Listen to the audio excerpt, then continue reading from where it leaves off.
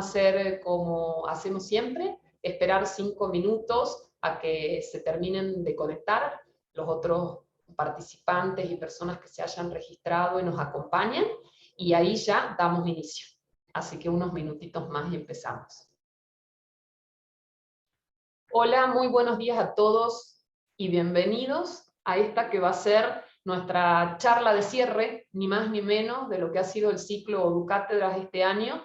A veces parece que el año no pasara y cuando menos nos damos cuenta se pasó rapidísimo. Así que hoy tenemos el gusto de que comparta con nosotros el profesor Gerardo Blanco del Boston College.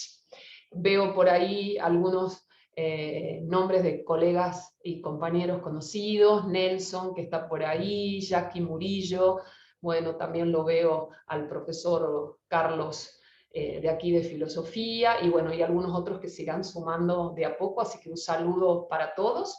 Y yo voy a presentar al profesor Gerardo Blanco, quien es profesor investigador de tiempo completo y director académico del Centro para la Educación Superior Internacional, CIE, en Boston College.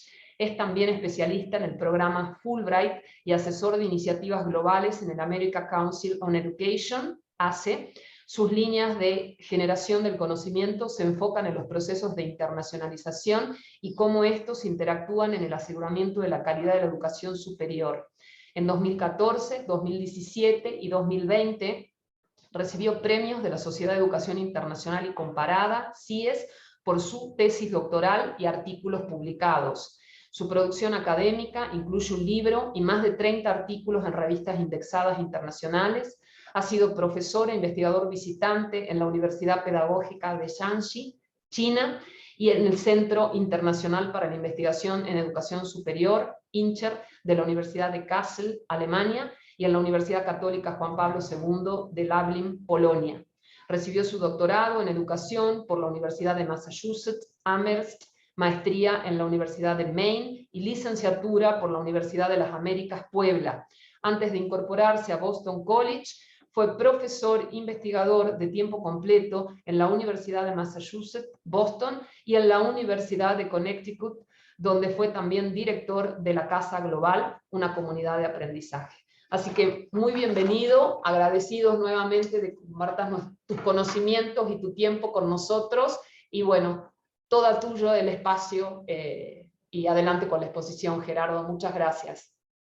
Muchísimas gracias, Valeria. Primeramente, gracias a ti por hacer posible esta oportunidad y por convocarnos. Muchísimas gracias, obviamente, a UCASAL por abrir este espacio virtual para que podamos tener este encuentro y este intercambio, y obviamente también a UDUCAL.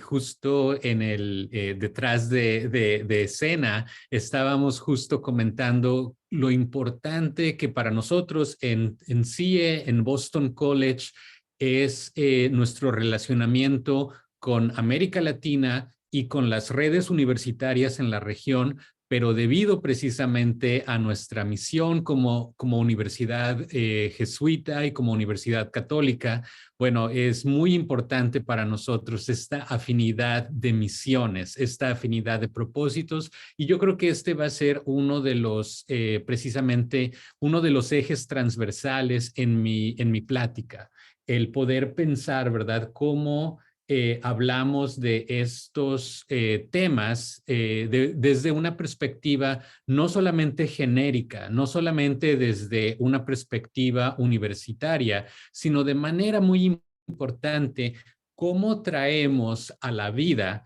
los valores de la Universidad Católica en el siglo XXI a informar, ¿verdad?, el trabajo de internacionalización que llevamos a cabo. Entonces yo había pensado pasar unos 40 minutos más o menos en mi presentación, pero lo más importante yo creo va a ser ese intercambio de ideas. Entonces yo les invito a que vayan pensando en algunas de sus preguntas, cuestionamientos, y algo que siempre le digo a mis estudiantes que es muy importante: no necesitamos siempre estar de acuerdo con el orador. Entonces, si hay algo que yo menciono, que ustedes a lo mejor tengan una perspectiva diferente o que su posicionamiento nacional o regional, ¿verdad?, les apunte en una dirección distinta, yo invito a que tengamos ese intercambio, ¿verdad? Porque ese es el propósito de un encuentro como este. Entonces yo había titulado mi presentación hacia una nueva internacionalización de la investigación a la práctica.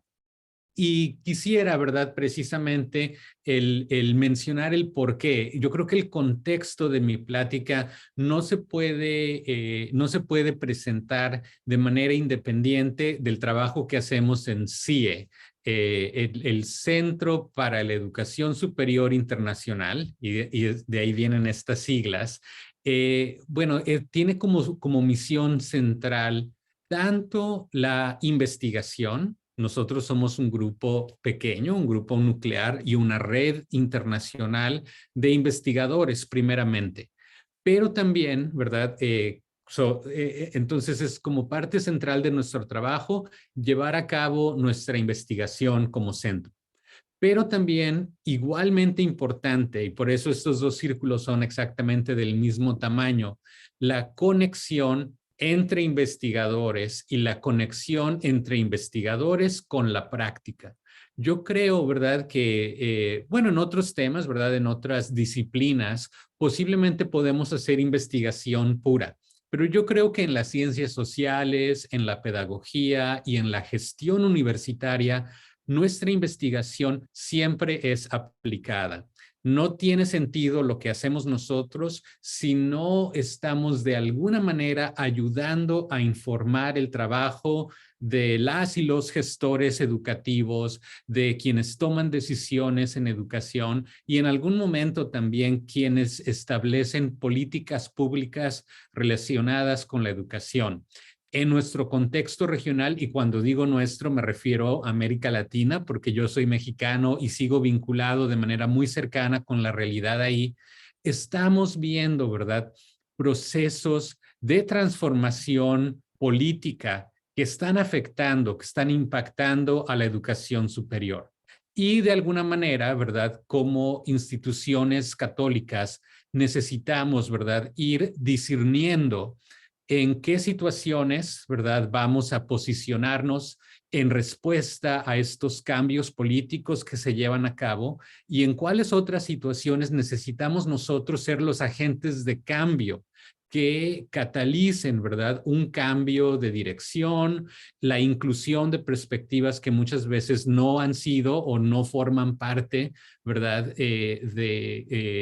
del trabajo en el establecimiento de políticas públicas, pero también ser fieles a la misión que hemos tenido, y esto es algo muy importante en la Facultad de Educación donde yo trabajo, que la justicia social es un tema central al trabajo. No lo vemos como algo separado de lo educativo, sino la construcción de sociedades más incluyentes y más justas es una parte central del trabajo educativo y ciertamente del trabajo en educación superior.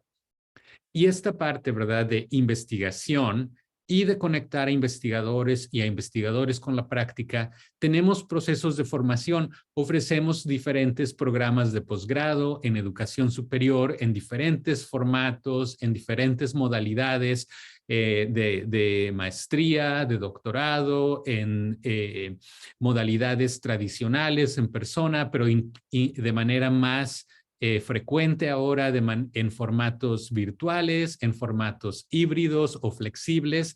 Entonces, pero esta parte de formación de investigadores en educación superior es algo central.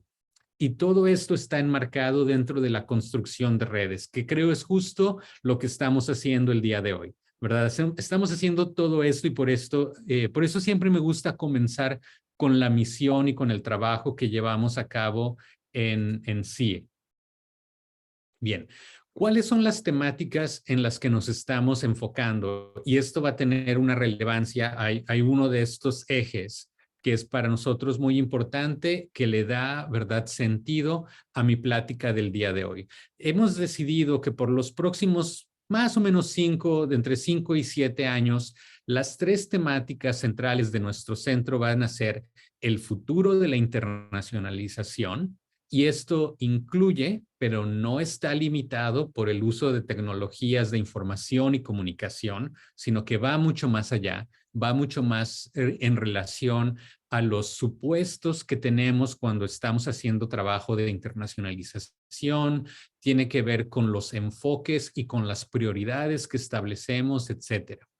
Pero también tiene que ver, la otra temática es el mejoramiento y la calidad de la educación superior.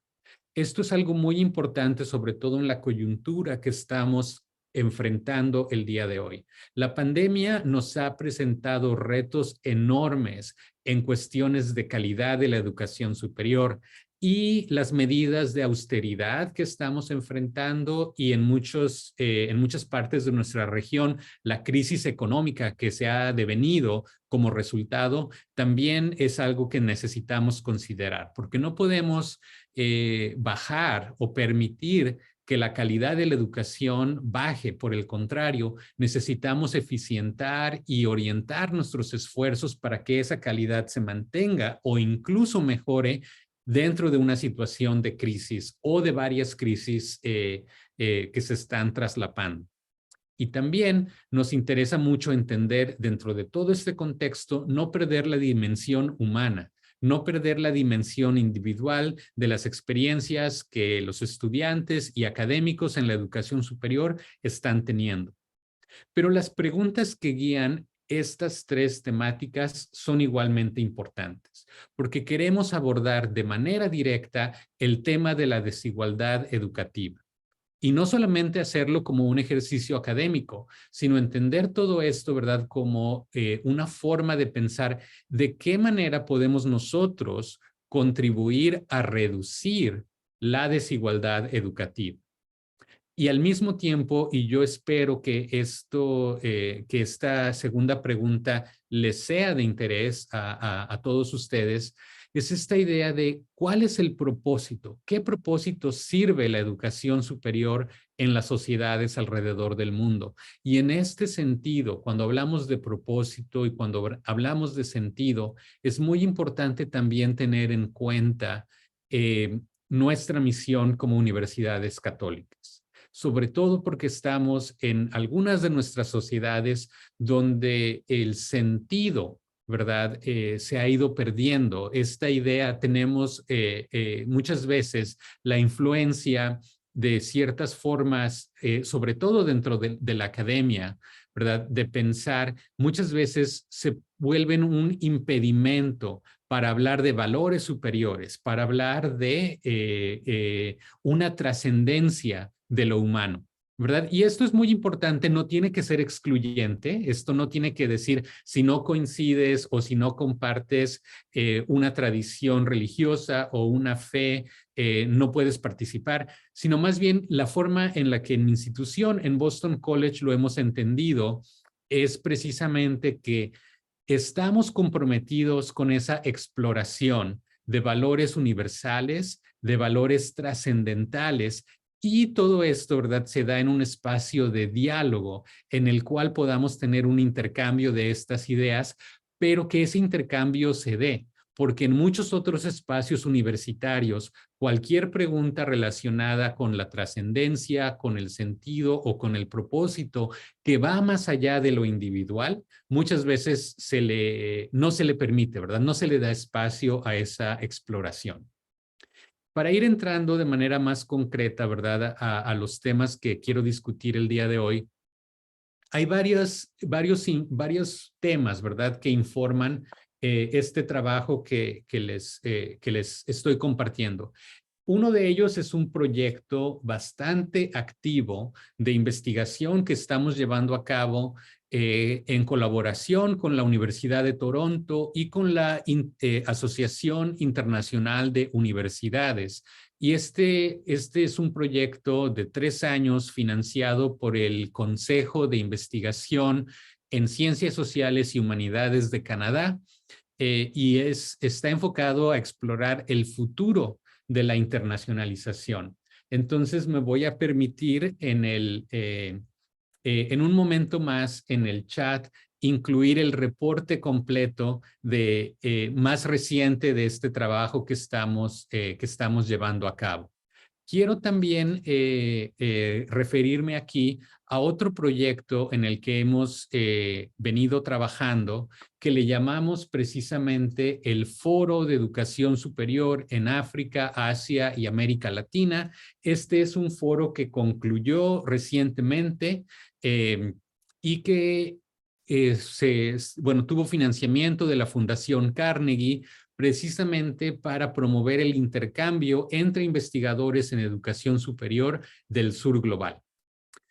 También uno de los papeles que Valeria mencionó al hacer esta amable presentación es que yo participo como asesor en uno de los laboratorios de transformación que el Consejo Estadounidense para la Educación, o ACE, llevan a cabo.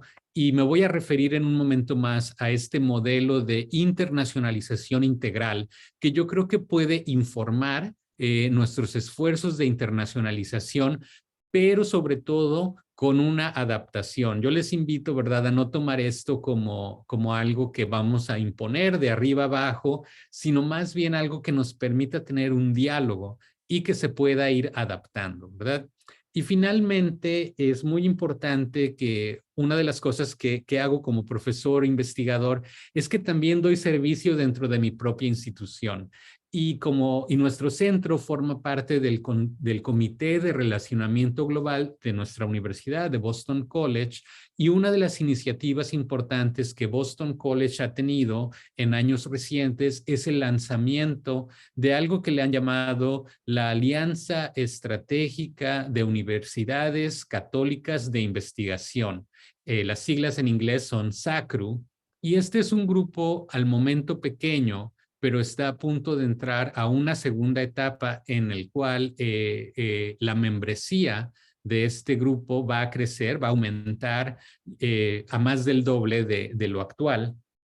Pero la idea es cómo se puede convocar a universidades, ¿verdad?, alrededor del mundo que por una parte están comprometidas con la investigación y con ser universidades que generan conocimiento, no solamente lo transmiten, ¿verdad?, sino que lo generan. Y hay ciertas demandas, ¿verdad? Hay ciertas exigencias hacia estas universidades en cuestiones de desempeño, sobre todo en investigación. Esto tiene implicaciones en los rankings y en este tipo de temáticas. Pero, ¿cómo se pueden responder a estas exigencias sin perder de vista nuestra misión como universidades católicas, ¿verdad? Entonces, esto es algo que yo quisiera incorporar también en mi plática. Muy bien. Entonces les puse en el chat el reporte, me voy a referir a esta publicación y espero que lo puedan consultar más adelante. Pero yo quisiera comenzar con algo que es importante, al menos dentro del contexto de los Estados Unidos, que es este modelo de internacionalización integral.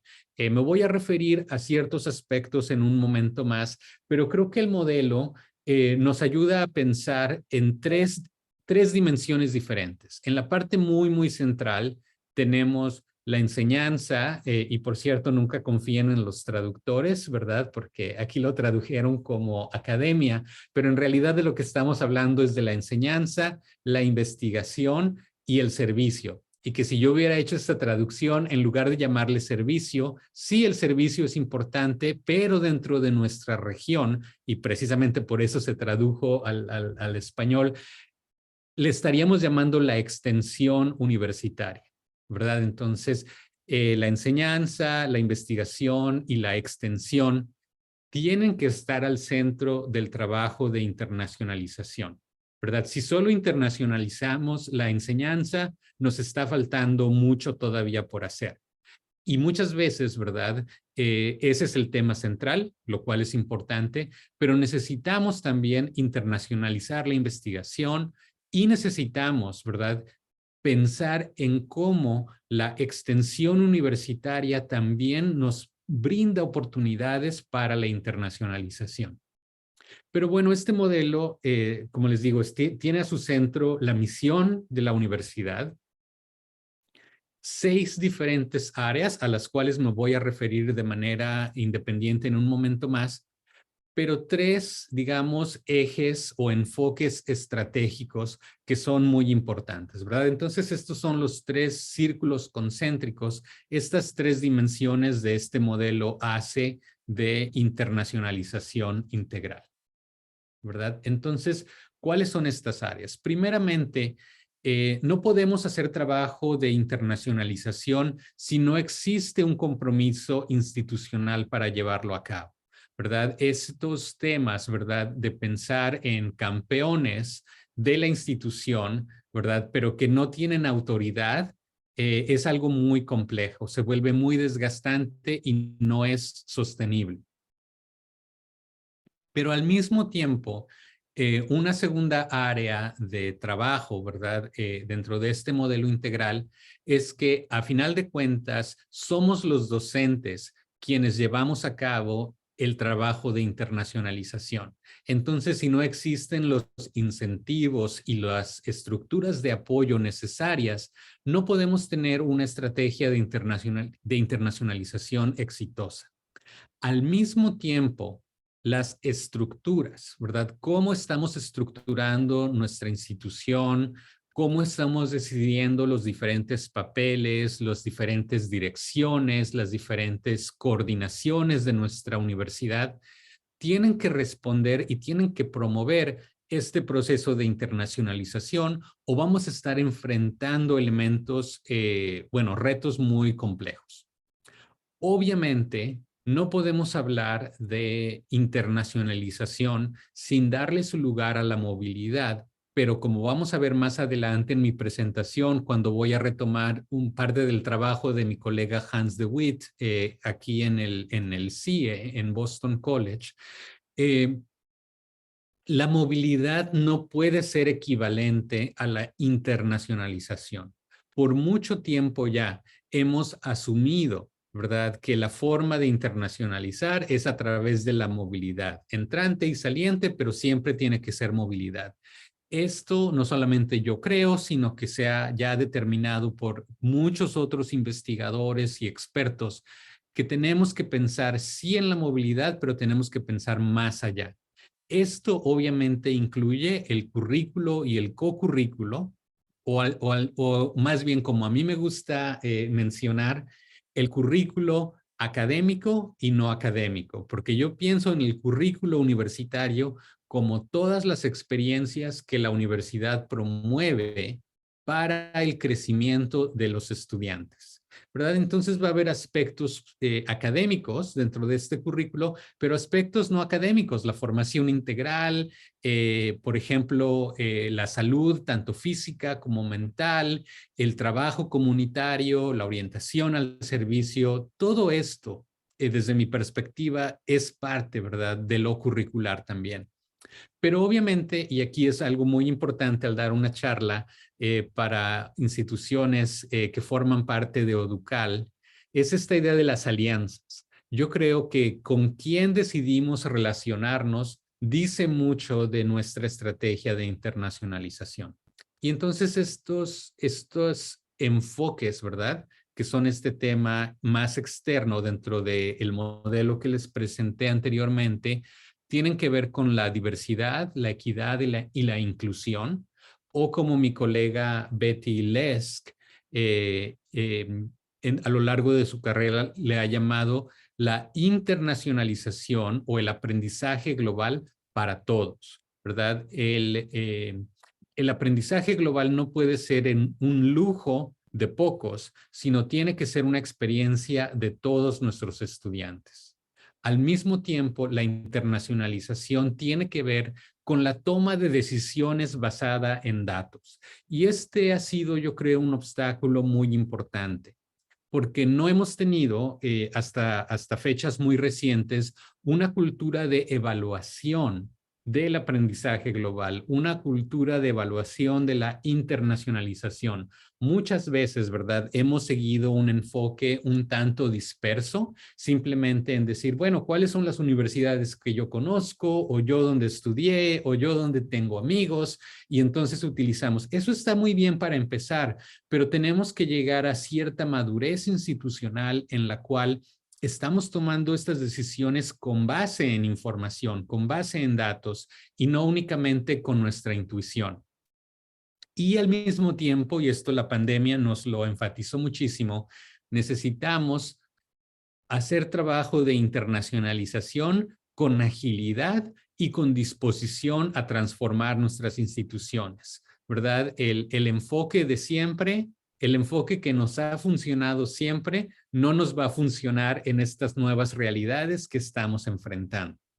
Entonces, en el reporte que les compartí en el chat, bueno, hemos identificado varias grandes tendencias y voy a regresar a estas grandes tendencias en un momento. Pero ¿cuál es la encrucijada que estamos enfrentando desde mi punto de vista actualmente? En primer lugar, yo creo que estamos enfrentando un cambio forzado y una innovación con un enfoque de digitalización. Yo creo que esto no nos queda, de esto no nos queda duda, ¿verdad? Está muy claro que el intercambio virtual, que el aprendizaje internacional, colaborativo, va a estar aquí con nosotros para quedarse, ¿verdad? El llamado COIL, el intercambio virtual, otras formas híbridas de colaboración internacional, van a continuar con nosotros. Pero ¿qué es lo que estamos viendo dentro de la realidad de nuestras universidades? Un regreso paulatino a la antigua normalidad.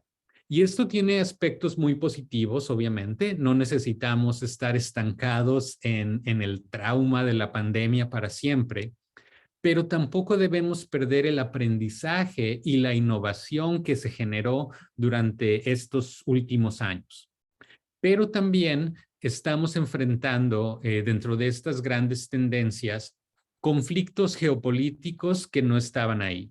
Y no solamente me estoy refiriendo a la guerra en Ucrania, va mucho más allá de esto. Sobre todo en nuestra región estamos viendo procesos de cambio en lo político que muchas veces nos están reorientando en una dirección opuesta a lo internacional.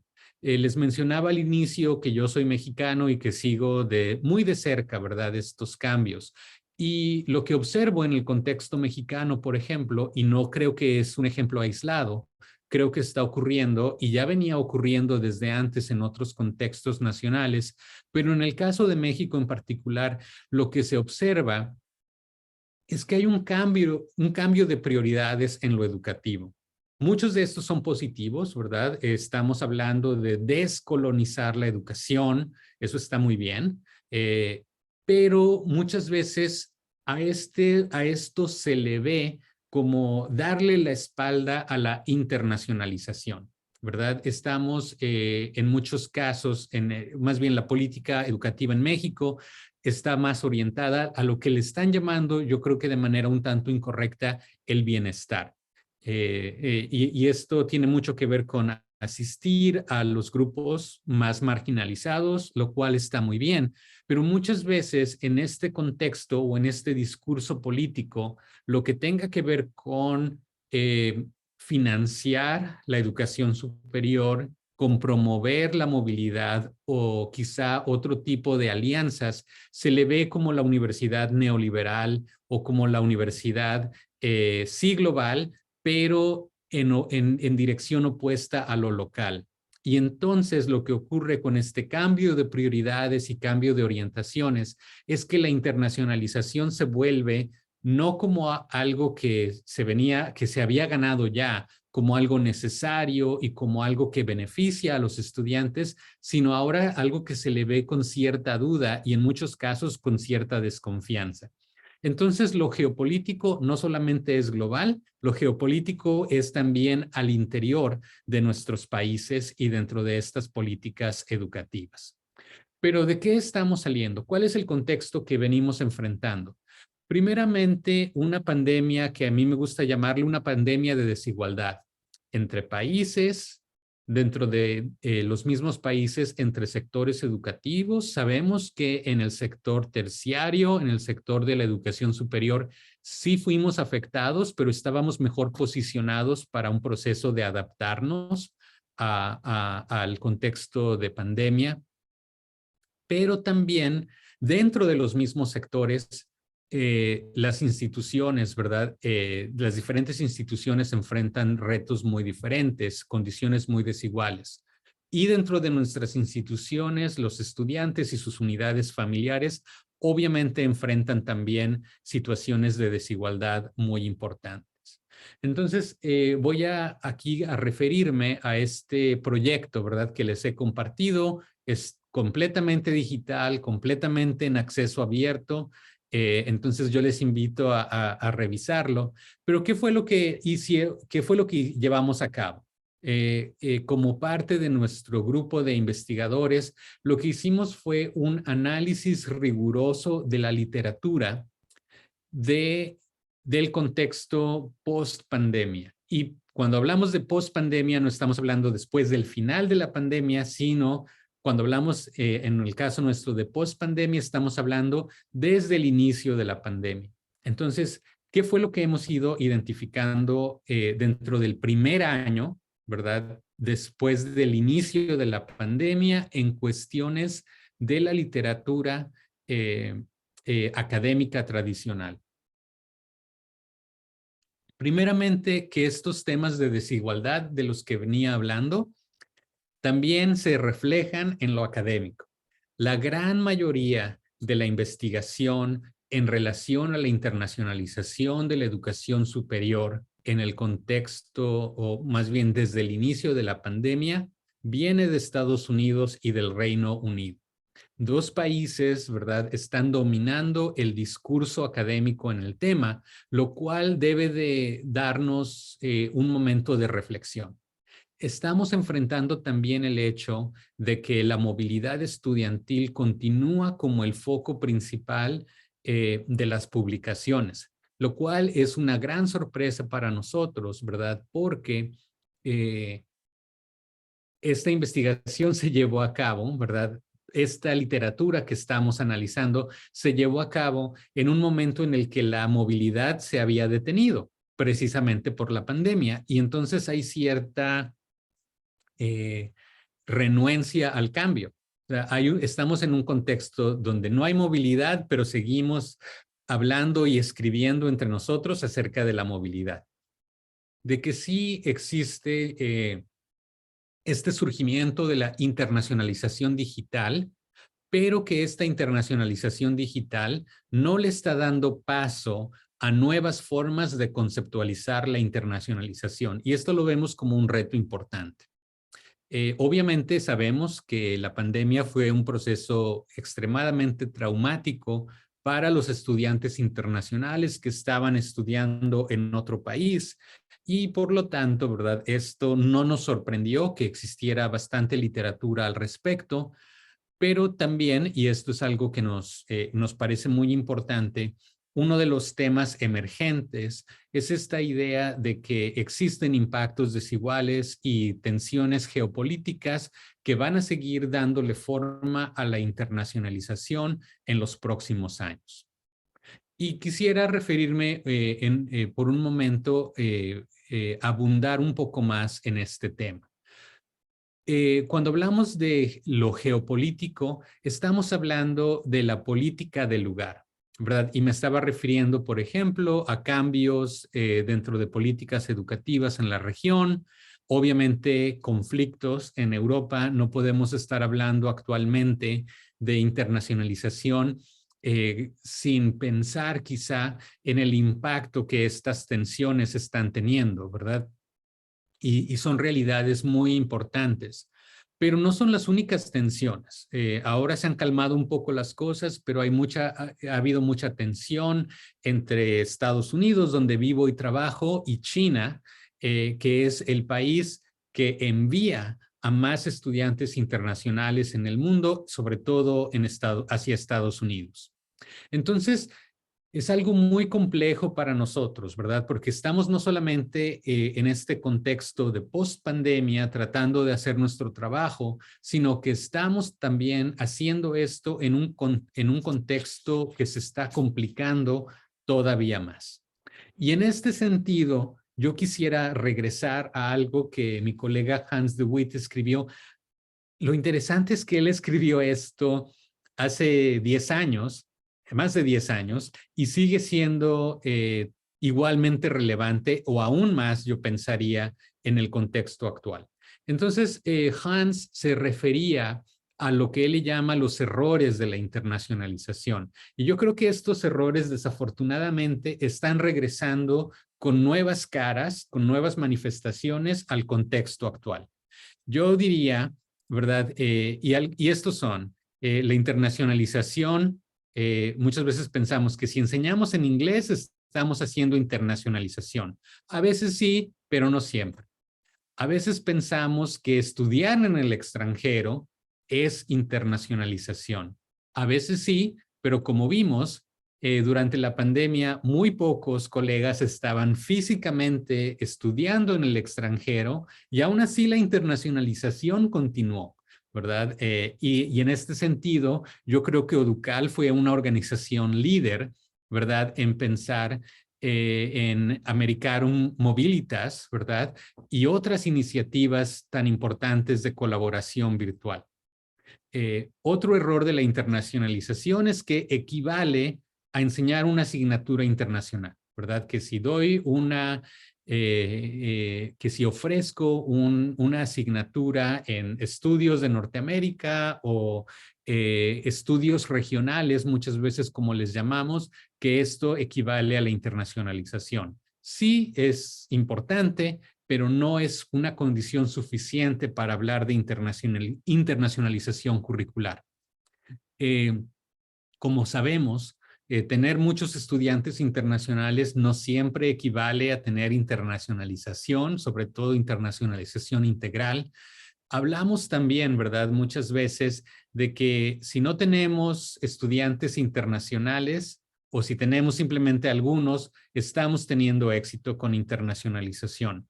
En muchos de nuestros países, por razones, ¿verdad?, de conflicto, por razones de seguridad, no hemos tenido acceso a estudiantes internacionales, a movilidad entrante, pero eso no significa que no se pueda hacer internacionalización. Otro de los errores es que no, como mencionaba antes, no siempre tenemos una cultura de evaluación de las competencias interculturales o internacionales. Otro error que tenemos es que mientras más acuerdos tengamos, la institución está más internacionalizada.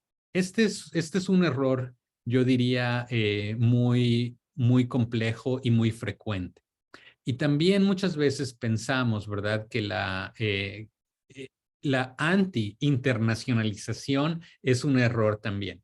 Porque hay quien dice que, bueno, la educación superior por naturaleza es internacional y entonces no necesitamos hacer ningún esfuerzo porque siempre ha sido y siempre será internacional. Yo creo que a esto le llamo la anti-internacionalización. O que la internacionalización es un objetivo en sí mismo. Y como Hans con sus colegas nos han ayudado a definir la internacionalización o a redefinirla, el propósito no es un propósito circular, no es un propósito en sí mismo, sino más bien la internacionalización debe llevar al mejoramiento de la investigación, el aprendizaje y la extensión universitaria para todas y todos los estudiantes y los miembros de la comunidad universitaria.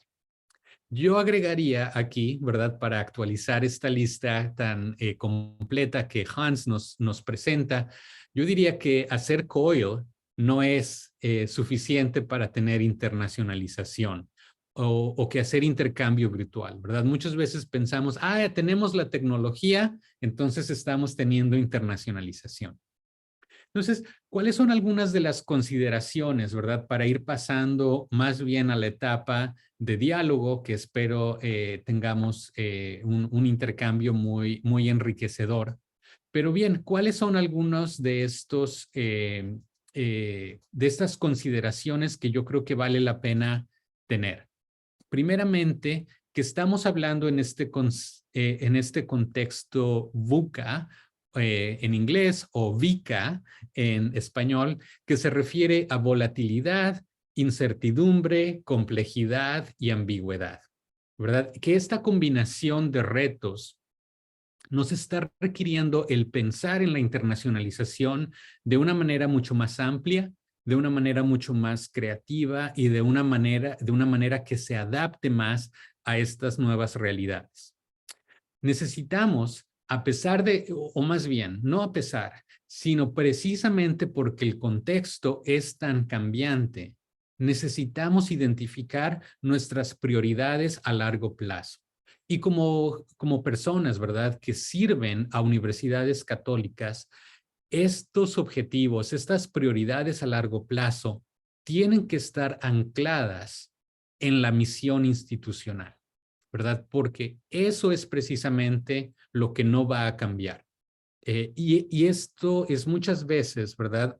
Esta es una de las ventajas que muchas veces damos por hecho y que no siempre apreciamos de manera completa dentro de nuestras instituciones católicas, de que nuestras prioridades, nuestra agenda ha sido dictada y tiene una tradición bastante larga, ¿verdad? Yo recuerdo uno de los mensajes que nuestro rector aquí en Boston College, uno de los mensajes que nos dio al inicio de la pandemia es que somos una universidad que ha sobrevivido 2 guerras mundiales, de hecho, Boston College estaba como institución de educación superior antes de de la pandemia de principios del siglo pasado. Nuestras instituciones han sobrevivido estas fluctuaciones en lo social y en lo político también, ¿verdad? Entonces es muy importante pensar en estas prioridades de internacionalización ancladas en nuestra misión.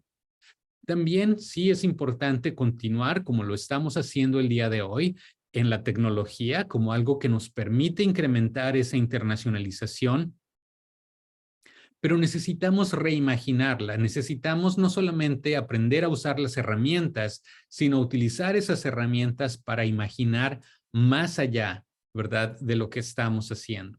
Y finalmente, necesitamos regionalizar la internacionalización y necesitamos adaptar la internacionalización de acuerdo con nuestros valores. Y en ese sentido, yo no soy experto en educación superior católica. Tengo otros colegas que tienen un conocimiento mucho más profundo del tema, pero yo sí creo que es muy importante pensar cuáles son los valores de nuestras instituciones, cómo los podemos operacionalizar, estos valores, traerlos a la vida, y cómo los podemos conectar con nuestras estrategias de internacionalización integral. Si no lo hacemos de esta manera, yo creo que perdemos una oportunidad muy importante de contribuir al ecosistema de educación superior, ¿verdad? Yo creo que la contribución de la Universidad Católica, sobre todo en América Latina, es enorme y por lo tanto nos da una responsabilidad muy grande para poder liderar, para poder orientar estos esfuerzos, ¿verdad?, de internacionalización con un sentido humano, con un compromiso social y con un compromiso también, con una orientación de servicio, precisamente porque nuestras instituciones se han destacado en este enfoque. Entonces yo quisiera aquí concluir la parte de mi presentación y darle paso, ¿verdad?, a una oportunidad de diálogo con sus preguntas, con sus inquietudes y con sus reacciones también a estas ideas. Yo les agradezco muchísimo por su atención y nuevamente a Valeria, a Ucasal y a Uducal por la oportunidad de estar aquí. Bueno, Gerardo, muchísimas gracias por tu exposición, súper completa y sobre todo creo yo, o por lo menos lo que me pasó a mí desde lo personal, con muchos puntos que llaman a la reflexión realmente y a quedarse pensando, ¿no? Un poco qué rumbo tiene que tomar todo esto, qué rumbo tiene en realidad y qué es lo que podemos hacer cada uno de nosotros desde nuestras instituciones, tanto para colaborar con los demás, porque sin lugar a dudas este es un trabajo colaborativo, y también para llevar adelante nuestros propios proyectos internacionales hacia adentro de nuestra institución, que cada uno los tenemos de acuerdo a nuestros planes estratégicos, digamos. Entonces yo aquí abro, por ahí la veo a Jackie, que es un gusto saludarla, es una alegría verte, y pregunto, bueno, si hay algún comentario, alguna reflexión, alguna pregunta, ustedes dirán. Si no, tomo la palabra yo con algunas preguntas y algunos comentarios que tengo. Bueno, creo que por ahora nada. En el chat. Ah, en el chat, ahí está, listo. Gracias, Jackie, que estás atenta. A ver, dice, excelente ponencia, Gerardo, gracias. Me gustaría que nos comentes algo sobre qué podemos hacer como instituciones de educación superior y los gobiernos para hacer internacionalización menos elitista, nos dice Nelson Quintanilla, que es un colega de la UDUCAL. Excelente, excelente pregunta. Y excelente pregunta por la complejidad. Yo creo que este es el reto más fuerte que tenemos. Yo me he pasado parte de mi carrera de investigación precisamente explorando este tema. Yo creo que todos podemos acordar, ¿verdad?, en este grupo, que las instituciones de educación superior tienen una tendencia a relacionarse de una manera horizontal, ¿verdad? Nos gusta relacionarnos con instituciones que estén arriba de nosotros, ¿verdad? Y entonces ese es un problema enorme, ¿verdad? Porque si todos hacemos esto, se vuelve nadie se relaciona con nadie, ¿verdad? Necesitamos hacer esto de manera mucho más horizontal, pero nadie, ¿verdad?, quiere sentir que estamos, y estamos entre colegas. Entonces yo estoy hablando aquí de una manera muy, muy franca, ¿verdad? Existe mucha presión para decir, bueno, ¿cómo vas a hacer? Primeramente, yo estoy muy agradecido de que a mí no me corresponde tomar estas decisiones tan complejas, ¿verdad? De con quién hacemos un acuerdo de colaboración o con quién nos vinculamos, etcétera. Pero lo que sí he observado en las diferentes instituciones donde yo he trabajado es que hay precisamente ese elitismo. Y yo diría que ese elitismo es precisamente una de las limitantes más fuertes, ¿verdad? Porque así como hay instituciones con más prestigio, siempre va a haber otras con menos, pero eso no nos debería de importar. Esto no nos debería de limitar. E incluso, ¿verdad? Sobre todo, lo que yo he encontrado es que necesitamos encontrar estas afinidades dentro de la misión.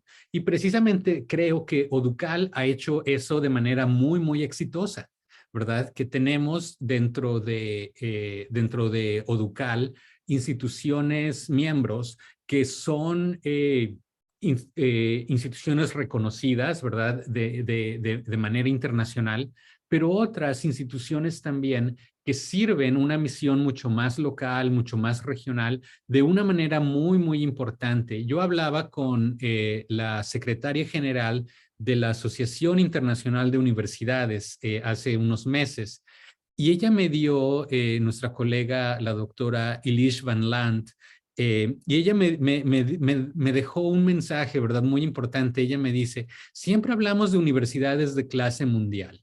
Dice, yo creo que todas las universidades son de clase mundial, porque sin importar dónde están, sin importar cuántos alumnos tengan, sin importar cómo estén ranqueadas, etcétera. Todas las instituciones de educación superior cumplen una misión y sirven a una comunidad que requiere de ese papel que llevan a cabo. Yo creo que ese es el mensaje que necesitamos repetir, ¿verdad? Que necesitamos ir transmitiendo, y muchas veces tenemos que hacer nosotros cierta labor de convencimiento dentro de nuestras mismas instituciones para que quienes firman estos acuerdos de colaboración estén dispuestos, ¿verdad?, a hacerlos con instituciones con base en la afinidad de misiones y no en el prestigio, porque el prestigio, honestamente, va y viene, ¿verdad? Nuestras instituciones suben y bajan en los rankings y todo esto. Entonces, esto no puede ser permanente. No podemos tomar decisiones a largo plazo basadas en información tan cambiante como es el prestigio. El prestigio puede llegar y puede irse. Entonces, no debemos olvidarnos de eso. Entonces, yo creo que los consorcios basados en misión son importantes, pero no son la respuesta total, ¿verdad? Yo les hablaba de este nuevo consorcio SACRU hace un momento, y el mensaje que yo le comparto con mucho respeto y con mucha humildad a los líderes de mi propia institución es esto, de cómo vamos a abrir la membresía de SACRU para que no se vuelva simplemente otro grupo elitista de universidades católicas, ¿verdad? ¿Cómo lo hacemos un grupo más incluyente? Porque como instituciones católicas necesitamos poner el ejemplo de cómo hacer este relacionamiento de manera menos elitista. Y yo creo que es parte del plan, ¿verdad? La idea es tenía que, como cualquier grupo, comenzar en una escala menor e ir creciendo, pero espero que a medida que crezca, también la diversidad regional se incremente, ¿verdad? Porque si no, perdemos esa oportunidad. Pero gracias, Nelson, por esta pregunta tan difícil de contestar, pero es difícil precisamente porque nos da mucho que pensar. Mil gracias. Yo, Gerardo, te hago una pregunta, y es que desde tu punto de vista, ¿qué rol tiene que tener la colaboración o la cooperación académica en el aspecto internacional, ¿no? Porque vos recién hablabas, bueno, mucho lo que venís diciendo mueve a esta pregunta que te hago, y un poco lo que decía Nelson también. También mencionabas que en todo lo que es investigación en materia de internacionalización, quienes más han dicho hasta ahora son las universidades de Estados Unidos y de Reino Unido, y a veces, o por lo menos lo que me pasa a mí personalmente, cuando participo a veces de ferias de universidades o de algunos encuentros, o cuando uno va dentro de su universidad buscando los caminos para ver qué es lo que hace, a veces encuentra esta disociación, ¿no?, entre lo que es el discurso y lo que pasa realmente en la práctica. Entonces yo me preguntaba un poco qué rol tiene y qué rol tendría que tener la colaboración y la cooperación académica en materia de internacionalización. Quizás para que, además de una cooperación más horizontal, que sí estoy de acuerdo que la tiene que haber, pero haya un poco más de ondulación, si se quiere, ¿no?, Sí. de flexibilidad también. Sin duda. Gracias, Valeria. Yo creo que es una de las cosas muy importantes que a veces no siempre mencionamos en estos foros, es que necesitamos, yo creo, que entender cuáles son los motivantes del trabajo relacionado con la internacionalización. Entonces, específicamente en relación a la cooperación académica, necesitamos pensar que los diferentes grupos de la institución, los diferentes actores institucionales, tienen diferentes motivantes, ¿verdad? Desde una perspectiva de las autoridades universitarias, sí, la firma de convenios es muy importante, el relacionamiento es muy importante, la visibilidad de la internacionalización. Pero también es muy importante pensar que para nosotros como investigadores, y esa es una de mis principales identidades profesionales, lo que nos motiva, si es que hablamos de manera muy franca, es cómo este trabajo va a ayudar en los indicadores que a mí me evalúan como profesor e investigador, ¿verdad? ¿Y cuáles son estos? La producción académica, ¿verdad? No podemos pensar en la colaboración académica, la cooperación académica, si es que no va a aumentar el volumen de producción académica, ¿verdad? Yo creo que ese es uno de los motivantes importantes que no siempre mencionamos, ¿verdad? Queremos convencer a mis colegas, ¿verdad?, de que hagan esto porque es un buen trabajo y es importante, y eso es parte, ¿verdad? Nos ayuda, pero también necesitamos poner el motivante de esto, ¿verdad? Que es, yo creo, tiene que ver con la producción, y no solamente con la producción, sino también con la visibilidad de lo académico. ¿Cuáles son algunas de estas métricas que siempre estamos buscando? El número de citas y el número de referencias que nuestras investigaciones reciben. Esto nos da visibilidad como investigadores individuales, pero de manera muy importante, le da visibilidad a nuestra institución, la posiciona de manera internacional, ¿verdad? Entonces necesitamos identificar estas áreas de coincidencia donde los intereses institucionales están muy bien alineados con los intereses individuales de las y los investigadores. Yo creo que ese es un punto. La otra parte es que necesitamos utilizar, y hablando de la toma de decisiones con base en datos, la información de referencias bibliográficas, ¿verdad?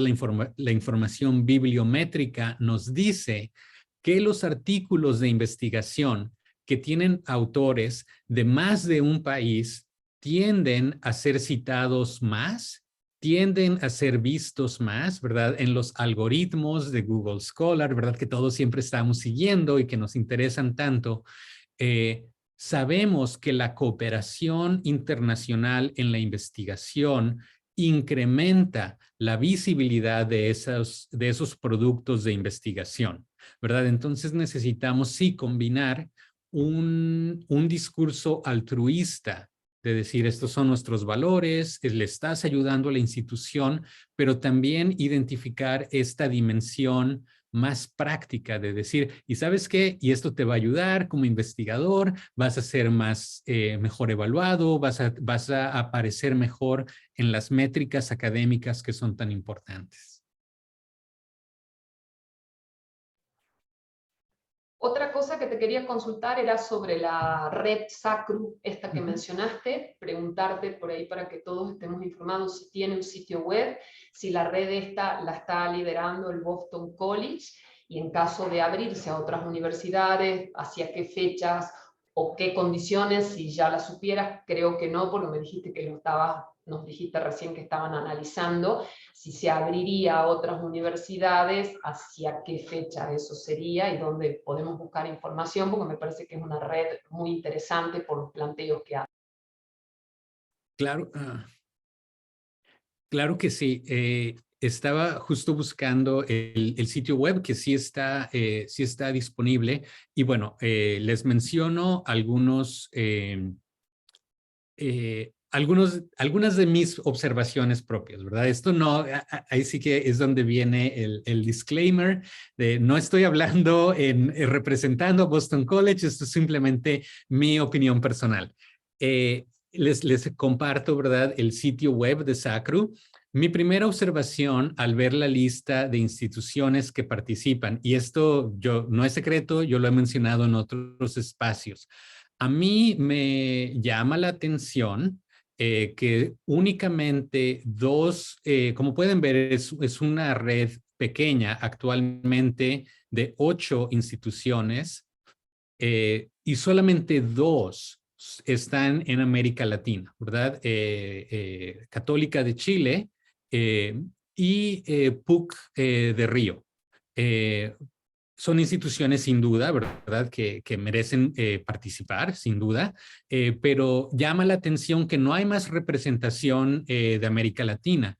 Me llama la atención también de que no hay instituciones africanas como parte ni siquiera del norte de África, ¿verdad? No estoy hablando únicamente del África por debajo del desierto del Sahara, ¿verdad? Sino en todo el continente africano. No hay instituciones, lo cual también me llama la atención. Entonces, por lo que entiendo, bueno, el SACRU tiene su propia estructura de gobernanza. Boston College tiene, y la estructura de gobernanza está basada en diferentes comisiones, como muchos otros consorcios, ¿verdad? Hay diferentes comisiones y bien, así es como se organiza. Yo no sé a ciencia cierta de cuál es el cronograma para ir extendiendo, ¿verdad? La membresía. Pero sí entiendo que la idea es crecer de 8 instituciones a la siguiente etapa sería más de 20 y en otro siguiente momento duplicar aún más. Entonces llegar a alrededor de 40 o más de 40 instituciones. ¿Cuál es el cronograma para ir pensando? Obviamente esto comenzó antes de la pandemia, entonces me imagino que cualquiera que sea el cronograma se ha buscado adaptar, ¿verdad? Seguramente que se ha tenido que posponer muchos de estos cambios. Pero esta es la información. Como pueden ver, el sitio web incluye información y sí, Boston College es una de las instituciones, ¿verdad?, fundadoras y por lo tanto forma parte de esta red de gobernanza. Entonces, si existiera, ¿verdad? O más bien, lo que podemos hacer es tener un compromiso de que a medida que que esta información acerca de extender la membresía en SACRU crezca, obviamente se tendrá que difundir y asegurarnos, ¿verdad?, que Oducal sea precisamente una de las redes a través de las cuales estamos extendiendo estos procesos, ¿verdad? Porque obviamente es un espacio natural al ir pensando en una red católica de universidades de investigación. Perfecto. Yo te hago otra pregunta, Gerardo. Vos recién marcabas en una de las filminas, un poco a partir de lo que dice Hans de Witt en una de sus obras, cuáles son los errores en materia de internacionalización o creencias erróneas. Entonces yo te doy vuelta un poco el comentario y te pregunto cuáles serían los aciertos, o si podés mencionar algunos de ellos que marquen u orienten a las personas que formamos parte de las oficinas internacionales, de decir, estamos yendo por el buen camino, o esto que salió es algo que va por el camino que tiene que ser. Gracias, Valeria. Y qué bueno pensar, sí, no solamente en lo negativo, sino sobre todo en lo positivo. Yo creo que uno de los aciertos es, se me ocurren varios, pero yo quisiera resaltar dos. Uno de ellos tiene que ser enfocado a la misión, ¿verdad? Y yo creo que en este sentido, el mayor regalo que tenemos trabajando en instituciones de educación superior católicas es precisamente ese llamado a lo universal. No es algo que tengamos que convencer, ¿verdad? Muchas de nuestras instituciones han sido fundadas por algunas de las redes universitarias, no solo más antiguas en el mundo, sino más internacionales en el mundo. Entonces, eso es algo muy importante, pero por lo tanto necesitamos confiar entonces que la misión institucional nos va a marcar la pauta y que no nos va a guiar en una dirección equivocada. Entonces yo creo que uno de los aciertos es llevar a cabo actividades de internacionalización que están alineadas con la misión institucional. Yo creo que el otro acierto, y no va a ser sorpresa para ninguno de los presentes, es precisamente el trabajo en redes. Fíjense, ¿verdad?, en las iniciativas más exitosas que estamos teniendo dentro de la región, ya sea Oducátedras o Americarum Mobilitas dentro de Oducal, dentro de la organización interamericana universitaria tuvieron un proceso similar que le llamaron eMovies, que es un espacio virtual de colaboración también, de intercambio virtual. Entonces, imagínense el esfuerzo que se hubiera requerido para hacer este trabajo a nivel institución o a nivel bilateral, ¿verdad? Hubiera requerido muchísimos acuerdos, pero el acierto fue hacer este trabajo en redes. Entonces yo resaltaría estos dos aciertos que a lo mejor nos puedan servir como guías en el trabajo. Sí hacer trabajo en redes, ¿verdad? Pero en redes que tienen un sentido de misión, no solamente en redes que se vuelven como grupos de instituciones con similares niveles de prestigio, porque entonces podemos caer de nuevo, ¿verdad? En el tema del elitismo, que bueno, ya lo venimos discutiendo. Perfecto, muchas gracias Gerardo. Ahí Nelson está levantando la mano. Nelson, Hola, bienvenido. buenos días, ¿me escuchan bien? Hola, buen Muy día, te bien, escuchamos gracias. perfecto. Muchas gracias. Bueno, realmente ha sido, como decía hace un momento, muy inspirador para los que trabajamos en internacionalización, esta temática desarrollada. Y yo quería mencionarle a Gerardo un punto que no lo hemos mencionado y que en primer lugar quisiera saber si en esta revisión que ellos han hecho recientemente de la internacionalización de la educación superior, se ha visto que es el tema de la implantación de universidades extranjeras en los países latinoamericanos. Mi pregunta, Gerardo, es si vos pensás que eso es internacionalización en primer lugar, y segundo, ¿qué impacto, ya sea positivo o negativo, puede tener esto en la internacionalización de la educación superior? Gracias. No, gracias. Yo creo que es una temática muy, muy importante. Y bueno, mi perspectiva en relación a esto justo es un tema de frontera entre la internacionalización y lo que le llamamos el estudio comparado de la educación superior. Porque hay muchos observatorios, mucha investigación en relación a estos espacios transnacionales de educación superior o estos, digamos, estas instituciones internacionales, ¿verdad? Que se implantan en otros países. Yo creo que puede ser internacionalización, pero yo diría para la universidad enviante, ¿verdad? Cuando hablamos de la Universidad de Nueva York, que abrió un campus en Shanghai. Bueno, pues muy bien, esa es internacionalización para la Universidad de Nueva York. Esto no me asegura tanto que internacionalice a las universidades locales, ¿verdad? Donde se implanta este campus o este campus internacional. Yo creo que en muchos casos no se aprovecha de manera total la oportunidad que estos campus internacionales ofrecen. Sabemos, ¿verdad?, que hay ciertas también espacios transnacionales de educación superior.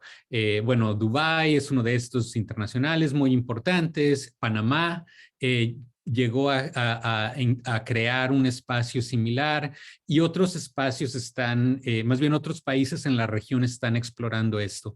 Yo honestamente soy un poco escéptico en relación a esto porque la evidencia hasta el momento más bien apunta hacia casi que algunos de estos campus internacionales aterrizan como una nave alienígena, ¿no? Entonces como que sí aterrizan, pero no echan raíz, ¿verdad? Muchas veces quedan como espacios aislados. No siempre es así el caso, ¿verdad? Hay algunos casos más internacionales, más de colaboración binacional, sobre todo cuando los gobiernos, ¿verdad?, colaboran en decidir todo esto y tiende a ser más colaborativo. Pero cuando se vuelve una iniciativa de una institución única en abrir un campus internacional, no siempre hay este relacionamiento, lo cual es un reto, ¿verdad? Y yo creo que hay otras modalidades más efectivas quizá de promover ese intercambio. Gracias.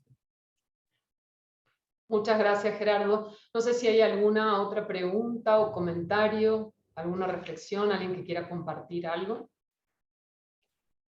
Bueno, no veo manos levantadas por ahí. Yo una breve reflexión antes de cerrar, compartirla con todos y con vos, Gerardo. No sé si por ahí coincidís, pero bueno, más o menos a partir de lo que contabas en la exposición y demás, yo creo que en materia de internacionalización, en muchos otros aspectos también, ¿no? Pero en materia de internacionalización concretamente, que es lo que nos convoca acá, creo que hay una gran oportunidad para lo que es América Latina, América Central y América Latina, y cuando me refiero a América Latina me refiero desde México para abajo, siempre están incluidos porque creo que tenemos historias comunes, ¿no? Y creo que hay como una gran oportunidad de generar cosas, de decir cosas en materia de internacionalización, de generar cuestiones en materia de internacionalización y de educación superior que sean propias, que se generen mirándonos más a nosotros, digamos, a nuestras problemáticas, a nuestra propia idiosincrasia y realidad, no tanto mirando afuera y empezar a proponer desde acá cuestiones, ¿no? que resuelvan y que sean ideas para nosotros, y a partir de ahí compartir, ¿no? Y construir con las demás también regiones del mundo. Creo que apunta un poco eso a lo que a vos hablabas, ¿no? del regionalismo. Creo que hay como mucho por decir y por hacer, y también la otra vez me compartieron una revista impresa de la UDUCAL que muestra un poco el tema de los números de las universidades que formamos parte de la red y demás, que es bastante representativo de todas las universidades que hay en América Latina, y cuando uno se fija, por ejemplo, ¿no? Que me quedé pensando el otro día, claro, es mucho mayor, por ejemplo, la oferta en materia de grado, y muy poquita en materia de doctorado. Entonces, ahí también, por ejemplo, ¿no? Hay un nicho, y como te digo, me parece que hay mucho por decir y por hacer, mirándonos un poco más a nosotros. Así es, Valeria, yo coincido completamente con esta idea, y yo creo que esa es la invitación que a lo mejor todas y todos nos podemos llevar el día de hoy, de cómo nos aseguramos no solamente en consumir ideas acerca de la internacionalización, sino cómo generamos también. Y pensemos, ¿verdad?, que dentro de nuestro trabajo, dentro de nuestra práctica cotidiana de trabajo de internacionalización, nosotros tenemos historias que contar. Una de las cosas muy buenas de nuestra cultura latinoamericana es la humildad. A veces esto se manifiesta en que, bueno, los expertos son otros, los expertos están en otros países, etcétera. Entonces, a lo mejor una forma de cambiar cómo estamos comunicando esto no es tanto de que nosotros tengamos conocimiento o seamos expertos, ¿verdad? Porque eso por nuestra cultura no siempre se vuelve un obstáculo, ¿verdad? Pero en lugar de eso, pensemos que tenemos historias valiosas que podemos contar. Y esta parte, ¿verdad?, de contar historias está muy, muy enraizado en nuestra cultura. Entonces, contemos las historias de internacionalización de nuestras universidades, porque le puede servir mucho a la comunidad académica global. Yo creo que esa es la invitación, que pensemos, ¿verdad?, cuáles son los espacios en los cuales podamos contar la historia de nuestras instituciones, del trabajo, y a lo mejor esa podría ser una temática de seguimiento. Yo sé que las ODUCátedras son un proceso cíclico, ¿verdad? Y a lo mejor esa sería una temática que pudiéramos retomar más adelante. Porque nuevamente el contar historias es algo que se manifiesta, ¿verdad?, en todas nuestras culturas, ya sea a través de la música, a través de la poesía, a través de la narración, escrita y no escrita, etcétera. Entonces yo creo que eso es algo muy importante. Tenemos historias valiosas y el mundo necesita escucharlas. Bueno, me encantó ese cierre y esa propuesta, Gerardo, totalmente de acuerdo y coincidente.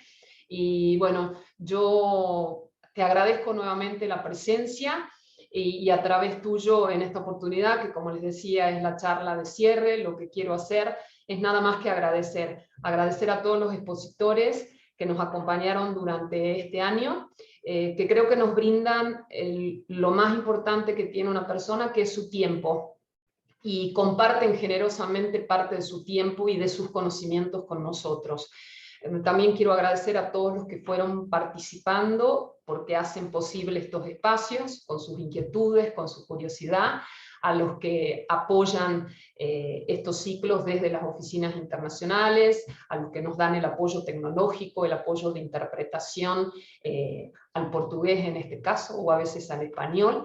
Y bueno, un gracias enorme a todos, y Dios mediante nos vamos a estar encontrando el año próximo con otras charlas y con otros momentos para compartir conocimientos, ideas, que yo creo que eso siempre es bueno y enriquecedor. Así que muchísimas gracias y muchas gracias, Gerardo. Será hasta la próxima. Muchas gracias. Adiós, hasta luego.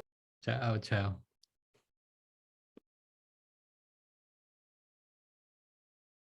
Nos vemos. Chau, chau.